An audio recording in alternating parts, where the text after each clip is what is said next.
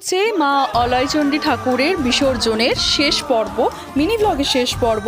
আর এখানে দেখতেই পাচ্ছ একদম শোভাযাত্রাটা প্রায় শেষের দিকে, আর খুব সুন্দর ডগর বাজছে। আর তার আগে তো কিছুটা আগে ডিজে তো পেরিয়ে গেছে, আর ডগরের তালে তালে বেশ উদ্যম নৃত্য চলছে, দেখে বুঝতেই পারছো। আর এই সমস্ত কিছুটা শুধুমাত্র তোমাদের জন্য ভাই আর আমি ওপর থেকে দাঁড়িয়ে দাঁড়িয়ে ক্যাপচার করছি, আর নিজেরাও বিভিন্ন রকমভাবে হাসাহাসি করছি। আর অবশেষে যেটার জন্য অপেক্ষায় ছিলাম সেটা হচ্ছে মাকে দর্শন করার জন্য। এখানে মায়ের প্রতিমাটা দেখতেই পাচ্ছ, খুব সুন্দর লাগছে।